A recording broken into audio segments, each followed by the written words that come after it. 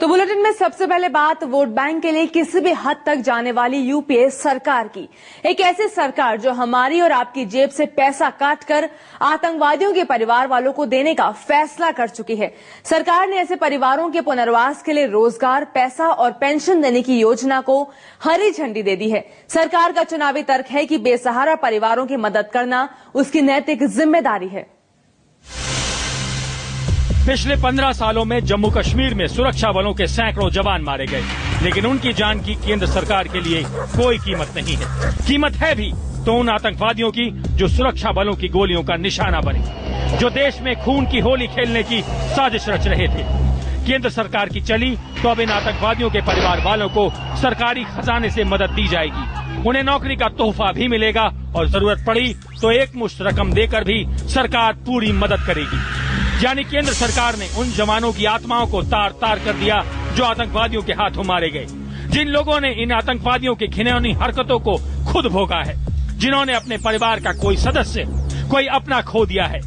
क्या वो केंद्र सरकार के लिए कोई मायने नहीं रखते? पुनर्वास के नाम पर क्या आतंकवादियों के परिवार ही मिले थे? मुमकिन है आतंकवादियों की करतूत से उनके घर वालों का कोई लेना देना ना हो, फिर भी आतंकवादियों ने तो देश पर ही वार किया है।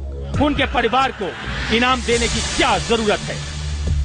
किसी के साथ मानवीय चेहरे के साथ पेश आना, कोई हमारे देश का नागरिक है, अगर हम उसके साथ ह्यूमन फेस अच्छा पेश करते हैं तो ये एक अच्छा जेस्चर है और इससे हम समझते हैं कि हमारे देश के अंदर शांति स्थापित करने हो। एक अनुमान के मुताबिक जम्मू कश्मीर में अब तक लगभग 70,000 आतंकवादी मारे गए हैं। यानी अब इनके परिवार की पूरी जिम्मेदारी भी केंद्र सरकार ही उठाएगी। हालांकि सरकार ने अब तक ये साफ नहीं किया है कि वो आतंकवादियों के परिवारों को कितनी और कैसे मदद करेगी। लेकिन 23 जनवरी को प्रधानमंत्री मनमोहन सिंह, केंद्रीय गृह मंत्री शिवराज पाटिल, जम्मू कश्मीर के मुख्यमंत्री गुलाम नबी आजाद और राष्ट्रीय सुरक्षा सलाहकार M.K. नारायणन के बीच हुई एक बैठक में ये फैसला हो चुका है। सरकार की दलील है कि आतंकवादी भटके हुए नौजवान हैं और उनकी काली करतूतों का खामियाजा उनके परिवार वाले भुगते ये मुनासिब नहीं है। लेकिन सरकार के पास इस सवाल का कोई जवाब नहीं है कि फिर वो ये हमदर्दी सिर्फ कश्मीर के आतंकवादियों के साथ ही क्यों दिखा रही है, और क्या आने वाले वक्त में वो देश के दूसरे इलाकों के उग्रवादियों, नक्सलवादियों और बड़े अपराधियों के परिवार वालों के साथ भी ऐसी ही हमदर्दी दिखाएगी। पिछले 20 सालों में घाटी में आतंकवादियों के हाथों 30,000 से ज्यादा बेगुनाहों की हत्या हुई है। पिछले 3 साल के आंकड़ों को ही देखें तो सुरक्षा बलों के 455 जवान भी शहीद हुए।